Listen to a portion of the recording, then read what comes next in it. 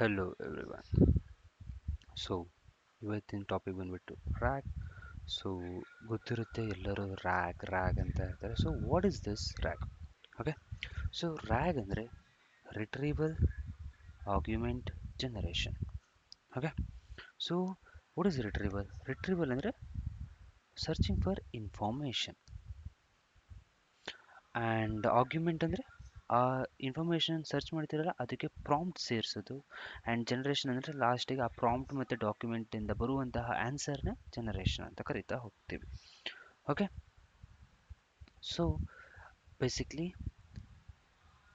Retrieval ಅಂದರೆ searches the relevant information from your document, and argument ಅಂದರೆ adds that information to the prompt, and generation ಅಂದರೆ generate a final answer based on the data.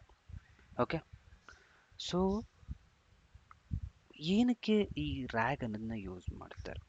Okay, basically ಇಲ್ಲಿ ನೀವು ML ಕಾನ್ಸೆಪ್ಟ್ಗಳೆಲ್ಲ ಬರ್ತಾ ಹೋಗುತ್ತೆ. ಏನು ಅಂದರೆ ಈಗ LLM ಮಾಡೆಲ್ ಇರುತ್ತಲ್ಲ, ಈ LLM ಮಾಡೆಲ್ಗಳಿಗೆ ಟ್ರೈನ್ ಮಾಡಬೇಕಾದ್ರೆ ಒಂದಿಷ್ಟು ಫಿಕ್ಸ್ಡ್ ಡೇಟಾಗಳಿಂದ ಟ್ರೈನ್ ಮಾಡಿರ್ತಾರೆ. ಓಕೆ, ಆ್ಯಂಡ್ ಎಲ್ಲ ಇನ್ಫಾರ್ಮೇಷನ್ ಇರಲ್ಲ, ಕೆಲವೊಂದು ಪಬ್ಲಿಕ್ ಇನ್ಫಾರ್ಮೇಷನ್ಗಳು ಮಾತ್ರ ಇರುತ್ತೆ.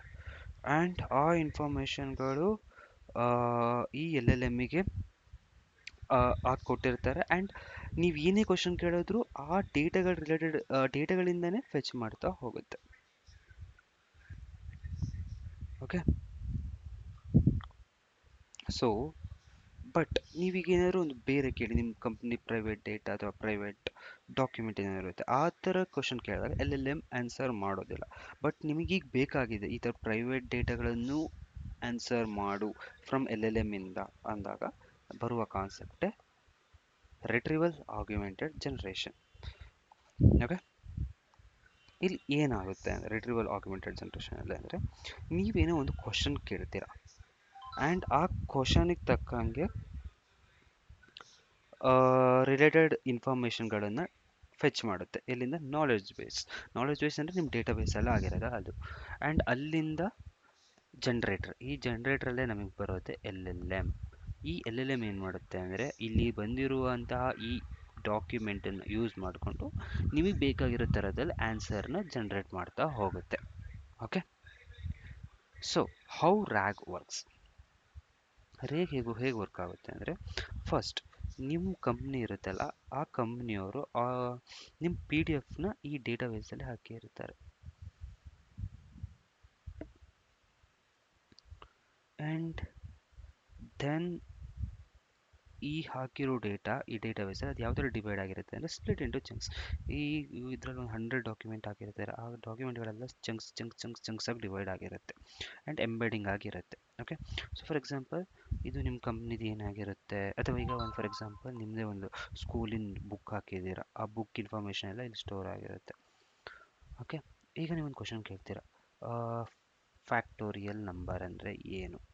ಓಕೆ, ಅಥವಾ ಬೇರೆ ಏನಾದ್ರು ಫ್ಯಾಕ್ಟೋರಿಯಲ್ ನಂಬರ್ ಅಂದರೆ ಏನು?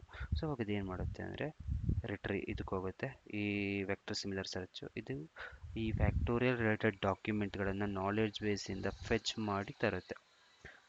ಆ್ಯಂಡ್ ಒಂದು 3 ಇರುತ್ತೆ ಅಂತ ಅಂದ್ಕೊಳ್ಳೋಣ, 3 ಡಾಕ್ಯುಮೆಂಟ್ ಬಂತು. ಔಟ್ ಆಫ್ 100ಅಲ್ಲಿ 3 ಡಾಕ್ಯುಮೆಂಟು ಫ್ಯಾಕ್ಟೋರಿಯಲ್ ರಿಲೇಟೆಡ್, ಅದನ್ನು LLMಗೆ ಬಂತು. LLM ಏನಂತ ನೀವು ಕೇಳಿರ್ತೀರ, ವಾಟ್ ಈಸ್ ಫ್ಯಾಕ್ಟೋರಿಯಲ್ ಅಂತ ಕೇಳಿರ್ತೀರ. ಈ 3 ಡಾಕ್ಯುಮೆಂಟಲ್ಲಿ ಫ್ಯಾಕ್ಟೋರಿಯಲ್ ಇರುತ್ತೆ, ಬಟ್ ನಮ್ಗೆ ಜಸ್ಟ್ ಬೇಕಾಗಿದ್ದು ವಾಟ್ ಈಸ್ ಫ್ಯಾಕ್ಟೋರಿಯಲ್. ಇದರಲ್ಲಿ LLM ಏನು ಮಾಡುತ್ತೆ ಅಂದರೆ ನಿಮಗೆ ಬೇಕಾಗಿರೋ ರೀತಿಯಲ್ಲಿ ಆನ್ಸರ್ನ ಜನರೇಟ್ ಮಾಡಿ ಜಸ್ಟ್ ಆನ್ಸರ್ ಕೊಡ್ತಾ ಹೋಗುತ್ತೆ ಫ್ಯಾಕ್ಟೋರಿಯಲ್. ಸೊ ಒಂದು ರಿಯಲ್ ವರ್ಡ್ ಎಕ್ಸಾಂಪಲ್ ಕೊಟ್ಟಿದೆ. ಓಕೆ, ಈಗ LLMನ ಟ್ರೈನ್ ಮಾಡಿರಬೇಕಾದ್ರೆ ನಮ್ಮ ಕಂಪ್ನಿ ಪ್ರೈವೇಟ್ ಡೇಟಾಗಳನ್ನು ಯೂಸ್ ಮಾಡಿರಲ್ಲ. ಓಕೆ, ಓನ್ಲಿ ಪಬ್ಲಿಕ್ ಡೇಟಾಗಳನ್ನು ಮಾತ್ರ ಯೂಸ್ ಮಾಡಿರ್ತೀವಿ. ಸೊ ಅದಕ್ಕೆ ನೀವು ಏನು ಬೇಕಾದ್ರೆ ಕೇಳಿ, ಪಬ್ಲಿಕ್ ರಿಲೇಟೆಡ್ ಇನ್ಫಾರ್ಮೇಷನ್ನು, ಆ ಕಂಪ್ನಿ ರಿವ್ಯೂ ಏನು, ಅಥವಾ ಕಂಪ್ನಿ ರಿವ್ಯೂ ಎಲ್ಲ ಪಬ್ಲಿಕ್ ಡೇಟಾ, ಪ್ರೈವೇಟ್ ಡೇಟಾ ಅಲ್ಲ. ಬಟ್ ಆ ಕಂಪ್ನಿಲಿ ಏನೇನು ಪಾಲಿಸಿ ಇದೆ, ಆ ಕಂಪ್ನಿಲಿ ಏನೇನು ರೂಲ್ಸ್ ಇದೆ ಅನ್ನೋದೆಲ್ಲ LLM ಅಲ್ಲಿ ನಿಮಗೆ ಸಿಗೋದಿಲ್ಲ, ಬಿಕಾಸ್ ಅದು ಇಂಟರ್ನಲ್ ಇನ್ಫಾರ್ಮೇಷನ್ ಆಗಿರುತ್ತೆ. ಆಯಿತಾ? ಸೊ ಅದನ್ನ ಹೇಗೆ ಬರುತ್ತೆ ಅಂದರೆ, ಫಾರ್ ಎಕ್ಸಾಂಪಲ್ ಈಗ ಒಬ್ಬ ಯೂಸರ್ ಬಂದು ಅವ್ನು ಕೇಳ್ದ, ನಮ್ಮ ಕಂಪ್ನಿ ಲೀವ್ ಪಾಲಿಸಿ ಏನು? ಓಕೆ, ಅವಾಗ ಅದು ಏನು ಮಾಡುತ್ತೆ, ಫ್ರೆಂಡ್ ಇಲ್ಲಿ ಹೋಗುತ್ತೆ, ಎಲ್ ಎಲ್ ಎಮ್ ಥಿಂಕ್ ಮಾಡೋದು ಫಸ್ಟ್ ಅದು ನಾಲೆಡ್ಜ್ ಬೇಸಲ್ಲಿ ಇದೆಯಾ ಅಂದರೆ ಎಲ್ ಎಲ್ ಎಮ್ ಏಜೆಂಟು ಇದರೊಳಗೆ ಈ ಲೀವ್ ಪಾಲಿಸಿ ಬಗ್ಗೆ ಇನ್ಫಾರ್ಮೇಷನ್ ಇದೆಯಾ ಚೆಕ್ ಮಾಡುತ್ತೆ. ಇದ್ದರೆ ಆನ್ಸರ್ ಜನ್ರೇಟ್ ಮಾಡ್ತಾ ಹೋಗುತ್ತೆ. ಇಲ್ಲ ಅಂದರೆ ಏನು ಮಾಡುತ್ತೆ ಅಂದರೆ ಹುಡುಕುತ್ತೆ ಡಾಕ್ಯುಮೆಂಟಲ್ಲಿ ಇದೆಯಾ ಇಲ್ಲ. ಆ ರಿಲೇಟೆಡ್ ಇನ್ಫಾರ್ಮೇಷನ್ ಅಂದರೆ ಲೀವ್ ರಿಲೇಟೆಡ್ ಇನ್ಫಾರ್ಮೇಷನ್ ಒಂದು 3 ಫೈಲ್ ತಗೊಬರುತ್ತೆ. ಆಯಿತಾ, 3 ಫೈಲ್ ತಗೊಬಂದು ಇಲ್ಲಿ ಇಡುತ್ತೆ. 3 ಫೈಲ್ ಬಂತು. ಈ 3 ಫೈಲಲ್ಲಿ ಎಲ್ ಎಲ್ ಎಮ್ ಏನು ಮಾಡುತ್ತೆ ಅಂದರೆ ಆ 3 ಫೈಲಲ್ಲಿ ಯೂಸರ್ ಏನು ಬೇಕು, ನಮ್ಗೆ ಲೀವ್ ಕಂಪ್ನಿ ಪಾಲಿಸಿ ಏನು, ಆ ಮೂರಲ್ಲಿ ಬರೀ ರಿಲೇಟೆಡ್ ಇನ್ಫಾರ್ಮೇಷನ್ನ ಫೆಚ್ ಮಾಡಿ ಯೂಸರಿಗೆ ಕೊಡ್ತಾ ಹೋಗ್ತಾನೆ. ಓಕೆ, ಸಿಂಪಲ್ ವರ್ಡಲ್ಲಿ ಹೇಳೋದಾದರೆ ಎಲ್ ಎಲ್ ಎಮ್ ಹತ್ರ ಪ್ರೈವೇಟ್ ಇನ್ಫಾರ್ಮೇಷನ್ಗಳು ಇರೋದಿಲ್ಲ ನಿಮ್ಮ ಕಂಪ್ನಿ ಬಗ್ಗೆ, ಬಟ್ ನಿಮಗೆ ಅದರಲ್ಲೂ ಸಮ್ಮರೈಸ್ ಮಾಡಬೇಕು ಆ ಡಾಕ್ಯುಮೆಂಟಲ್ಲೂ ಅಂದಾಗ ಮಾತ್ರ ಬರೋದೆ concept RAG. So this is all about RAG. Thank you.